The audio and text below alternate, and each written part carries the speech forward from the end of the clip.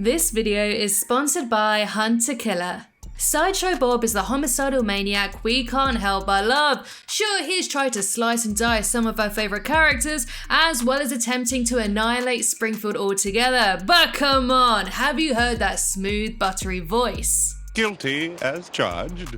So we've taken a look at Bart's Simpsons life, but let's face it, where would he be without Sideshow Bob? So I thought it was about time that I went through this charismatic killer's entire life, starting from his humble beginnings as a sidekick on the Krusty the Clown show, to his vendetta against Bart, as well as even raising his own hellish, bloodthirsty spawn. Vendetta! Vendetta! Vendetta for me, Papa! So without further ado, this is the complete Sideshow Bob timeline. By the way, if you guys love timeline videos that further Springfield, then you might want to check out my other channel called Screen Portal, designed to examine the lives of other beloved fictional characters from Family Guy to Futurama. There's loads of videos on there already, with more to come. We've got Stewie Griffin as well as Bender the Robot. The link is down in the description below. Bob's family and becoming a sidekick. Robert Underduck Bob Terwilliger was born to Robert and Dame Judith Terwilliger. His father was a doctor and his mother was a thespian, which is a fancy word for actor, and so his intelligence and flair for the dramatics was implanted into his genes even before his springy hair came into existence. Oh yeah, and he also had a brother called Cecil, who had always dreamt of being Krusty's sidekick since the age of 5, even attending clown college to study for the job. I'll thank you not to refer to Princeton that way. Bob accompanied his younger brother to an audition, but when Cecil failed to impress Krusty, they threw a pie at Bob instead, and Krusty found Bob's reaction so hilarious, and so Bob got a job and became Krusty's sidekick. But it's not all ha-has and pies in the face. This jealousy ignites a fire inside Cecil, which will fester for many years to come, but we'll get into that a bit later on. Bob continued to be Krusty's sidekick for the next few years, routinely humiliated live on TV for the enjoyment of snotty-nosed kids. And so Bob brewed bigger ambitions of wanting his own show and would go to extreme lengths to achieve it. So one day, the sneaky Sideshow dressed up as the clown and robbed the Quickie Mart, and so framed Krusty for the crime. With his boss now behind bars, Bob took over the show. Enter Bart Simpson, the boy that would change his life forever for the worse. As we all know, Bart is perhaps Krusty's #1 fan, and he just couldn't fathom his idol committing such a crime, and so set out to prove Krusty's innocence. This led on to a confrontation with Bob live on air, smacking his oversized feet with a mallet. A bit harsh, but proved a point, which was that Krusty couldn't possibly be the robber due to his smaller feet. And so Sideshow Bob was arrested for the very first time, and he vowed revenge on the child. This would turn into a festering obsession that would consume him for the rest of his life. I would have gotten away with it too if it weren't for these meddling kids. Marriage to Selma, Black Widower. While in prison, Bob was made to do community service, which involved humiliating tasks of picking up crusty burger trash.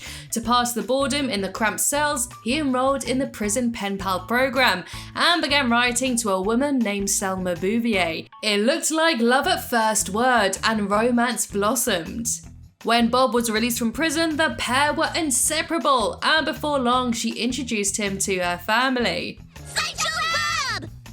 Initially wary, Bob quickly charmed the family into thinking he turned over a new leaf. And so at dinner, he popped the question to Selma. That man is scum. Then call me Mrs. Scum. But in a not so shocking twist, Bob planned to turn his newly beloved into a newly departed. I am going to kill you. Say what? This is because he had learnt of her money and so rigged the honeymoon suite with gas, meaning that when she lit up a cig, kabloom! But Bart once again foiled his plan, saving his aunt from being barbecued, and so Bob is dragged back to prison once again. One of my favourite things about the Sideshow Bob episodes was watching Bart and Lisa try to uncover his many schemes by examining clues and piecing together the puzzle to solve the mystery. And with Hunter Killer, you can do the same. Hunter Killer is a mystery subscription box that is delivered right to your door. It's one of the most unique and thrilling games I've ever played. Each box is crammed full of clues including weird objects, autopsy reports, witness statements, and so much more. And you'll bring these clues together to solve the ongoing murder mystery. It's cheaper than an escape room and you don't even have to leave your house. And if anything involves me not leaving my couch, then I'm all up for it. In my first curtain call box, I was tasked with finding out how the body of an actress ended up inside a trunk in an old theatre. Within my kit, I delved into letters, forensic reports, theatre programmes, all in a bid to find the killer. And with my fiance, we turned this into a really fun Friday night activity, accompanied with crackling spooky vintage music, and he really was the Watson to my Sherlock. It was so much fun too. We celebrated with a glass of punch, did the Charleston, and then I polished my pipe at the end. Right now, you can go to hunterkiller.com/Simpsons Theory and use the code Simpsons Theory for 20% off your first box. Again, make sure to use Simpsons Theory for a 20% discount. Trying to kill Bart, Cape Fear. Back in the slammer, instead of writing to eligible bachelorettes, Bob now spends his days writing threats to Bart written in his own blood, which isn't the most practical way of writing. Use a pen, Sideshow Bob. During his parole hearing, Bob is granted an early release, no longer considered a threat to society, despite the fact his Die Bart Die tattooed on his chest. No, that's German for the Bart, the. Now, fearing for Bart's safety, the Simpsons are placed into the witness protection program. But when scooting off to their new anonymous life, Bob strapped himself to the bottom of the car, waiting until nighttime to corner the boy in his bedroom, which I found really terrifying as a kid. It's at this point Sideshow Bob literally came face to face with his other enemy for the very first time, the good old garden rake.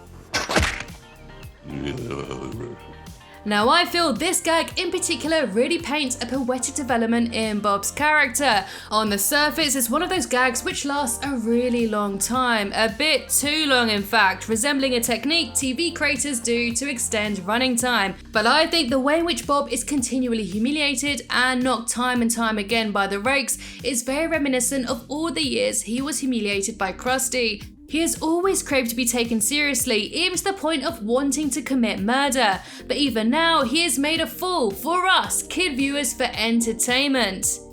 And so when he finally does corner Bart on the boat, his efforts are squashed with Bart's distraction of asking him to sing the entire score of the HMS Pinafore. I shall send you to heaven before I send you to hell. Which Bob was only too happy to oblige to, and so gets caught. As we'll see throughout the rest of the video, Bob's biggest downfall is his vanity and pride. If he just took himself a bit less seriously, Bart's head could now be mounted upon his wall. Rigging the election, Sideshow Bob Roberts. As a pathological liar and criminal, you could say that Bob was perfectly suited to the world of politics. When he called into a local right-wing radio station, the town of Springfield sympathised with the felon and demanded his release. With his freedom now granted, the Republican Party immediately put him forward as a candidate for mayor. And as a charismatic showman, he easily outclassed Quimby at every opportunity. And so Bob was sworn in as the new mayor of Springfield, wasting no time in ruining the Simpsons' lives. He did this in a variety of ways, such as building the Matlock Expressway over their house and condemned Bart all the way back down to kindergarten, but joke's on him as Bart absolutely loved it. And so the Simpsons kids got to work doing what they do best, foiling Bob's schemes. Soon they discovered that most of Bob's votes came from dead people and their pets. The dead have risen and they're voting Republican. Bob went to court to face these allegations of fraud. Lisa got Bob to confess by attacking him where it hurts the most, his intelligence. She stated that he was only a pawn and a puppet, and that he just wasn't smart enough to commit such a crime. Ego now bruised, Bob confessed to the crime, and just when he's about to leave, he's arrested. What? Oh, yes, all that stuff I did. blowing up Springfield, Sideshow Bob's last gleaming. Confined at a minimum security prison, Bob spent his days building models inside a bottle, but the laughter of the other inmates watching TV caused him to lose concentration, and Bob is reminded of the humiliating antics Krusty put him through, believing that TV rots the mind.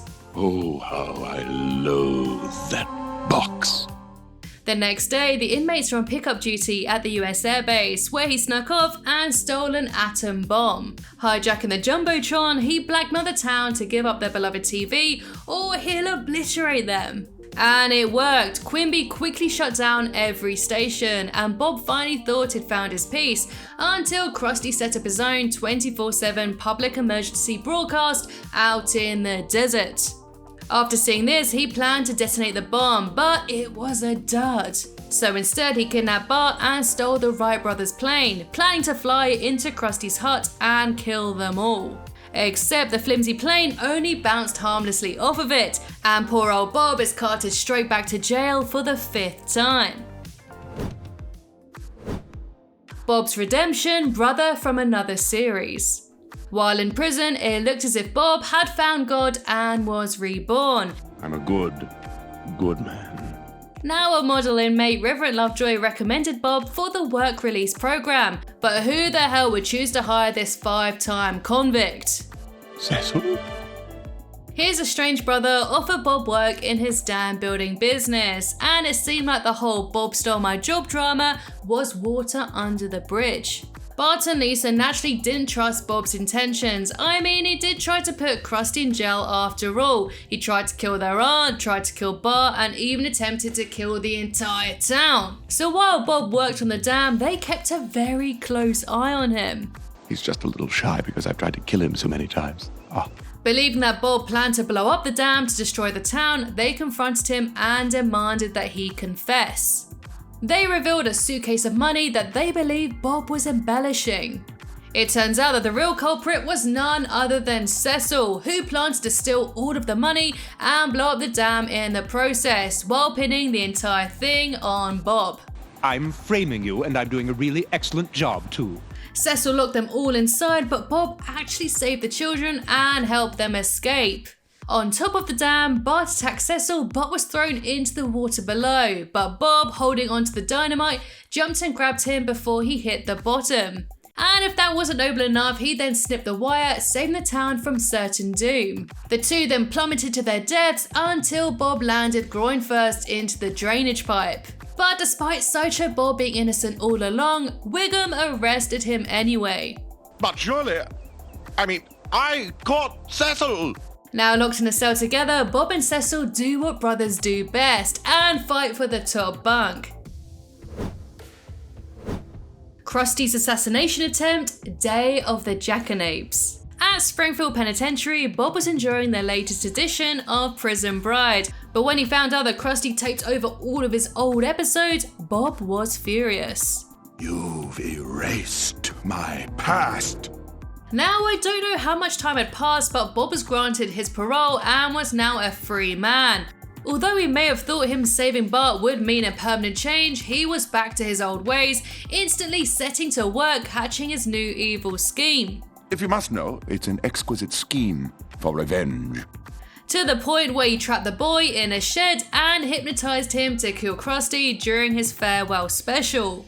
On the day, he strapped explosives to Bart that were rigged to explode as soon as he hugged Krusty. But during the show, Krusty announced his regret of how he mistreated his old Sideshow, and this affected Bob so much that he tried to call Bart off his sinister mission, but it was too late. Luckily, Mr. Teeny was there to save the day, and by the end, Bob and Krusty made amends, and he even apologized for trying to kill the clown.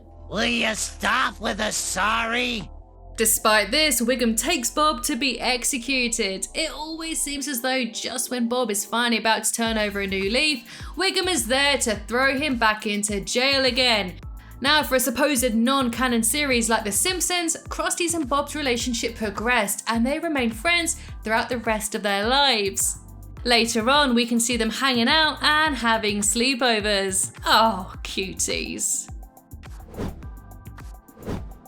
Bob saves Homer, the great louse detective.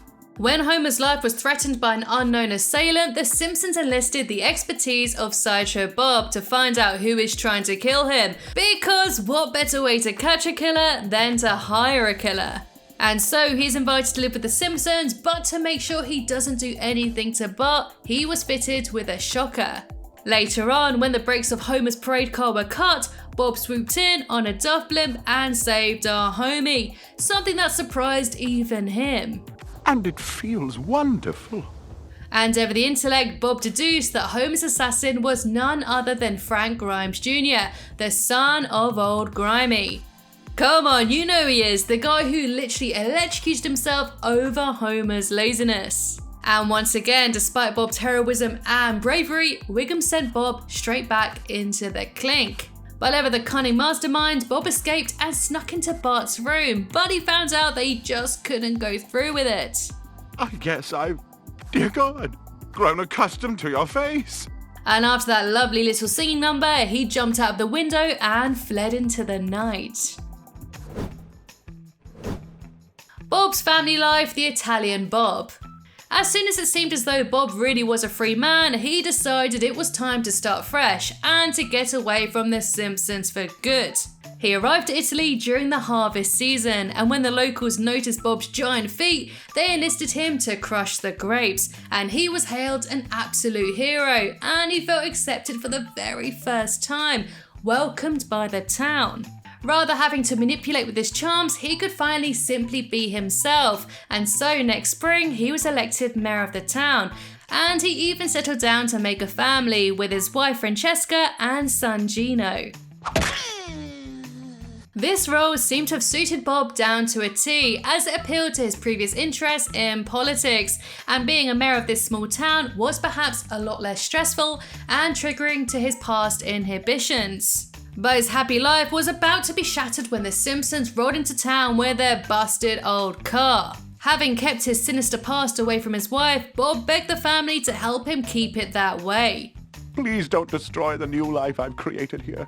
And they promised not to tell, and for a while Bob and the Simpsons got on very well, and he even played football with the boy. When their car was finally fixed, Bob set up a farewell dinner for his old frenemies, and it's Lisa of all people who spilled the beans on Bob's past.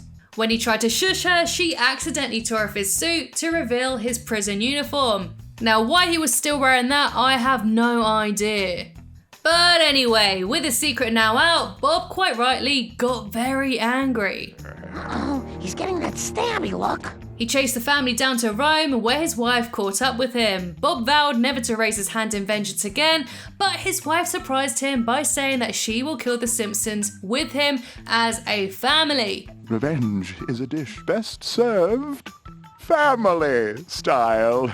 Luckily, the Simpsons discovered that Krusty was actually performing nearby, and so they went to him for help. Thinking they'll be safer on stage, they hide as extras, but Bob and his family descended from a trapdoor and cornered the Simpsons. But luckily, Krusty saved the day by giving them a ride.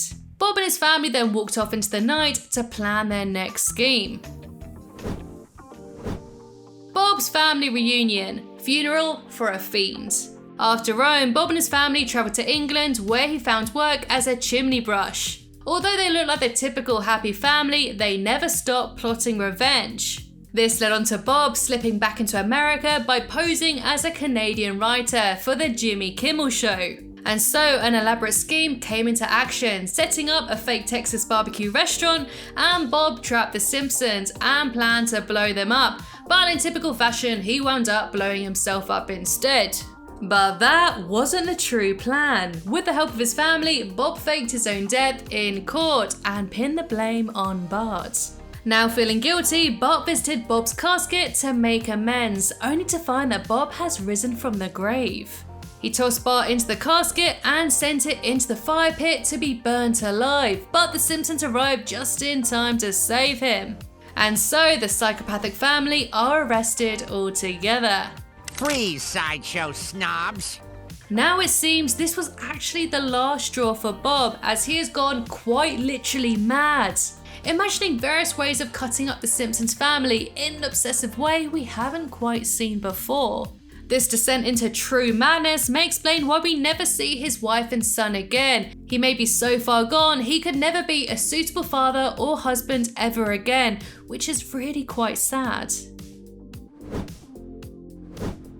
Bob's facelift, the Bob next door. After seemingly countless failed attempts of villainy, Bob has finally cracked, and if you thought he was twisted before, you haven't seen anything yet. In his most evil plan yet, he slices off his own face and replaces it with his cellmate's named Walt. And this guy was up for early release, and so swapping lives, Bob took over Walt and moved next door to the Simpsons family. With his new identity, he deceived everyone and so gained the Simpsons' trust, allowing him to kidnap Bart. I am Sideshow Bob. And what was this devious plan, you may ask? Well, he wants to take Bart to the Five Corners, the only point in the USA where the 5 states meet. This is so he can shoot Bart across state lines, without it being a crime. But Bart Simpson was never convinced of Walt, so informed Springfield's finest beforehand. The police from each state arrived on the scene to stop Bob and take him away.